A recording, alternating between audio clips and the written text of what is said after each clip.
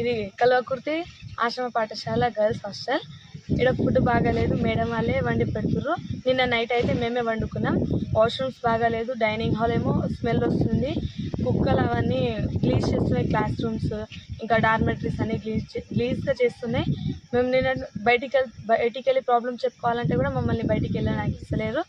ఇంకా ఇక ఈడనే కూర్చోబెట్టి తినిపిస్తారు. నిన్న కూడా 2-3 గిన్నెలు అన్నం పారేసిర్రు, అంత ఉడకలేదు.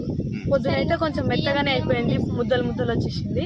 అయినా మేము అన్నం తినేసినాం, కానీ మెమోలు ఉన్నట్టు ఏం పెడతలేదు. రోజు కిచడి, జీరా రైస్ ఇంకా సాంబార్, ఎప్పుడెప్పుడు కారం పెడతారు. ఉప్మా కూడా పెడుతుండే, ఇప్పుడు అది కూడా పెడతలేదు. అయితే డైనింగ్ హాల్ కూడా ఈ వీక్ లో అయితే నిన్న ఎగ్స్ ఇచ్చిర్రు. నిన్న ముందల డార్మెటరీలో ఒక కుక్క చనిపోయింది. అయితే మేము సరికి చెప్తే మున్సిపాలిటీ వాళ్ళని పిలిపించి ఎత్తిపించారు, కానీ అది 2 రోజుల నుంచి ఆడనే చనిపోయి ఉంది. 2 రోజుల నుంచి చనిపోయి ఆడండి. మా రూమ్ లో మేమైతే హాల్లో పండుకుంటున్నాం. నిన్న ఒక అది చెవులో పోతుంది, ఆ పురుగు చంపినాం. నిన్న ఒకటి రూమ్ దగ్గర కూడా పాము చంపినాము. పెద్ద లైట్ వేపియండి అంటే అటు నుంచి రావాలి అని చెప్పేస్తున్నాం. ఈ రోజు అయితే మేము చాలా మంది స్నానమే చేయలేదు.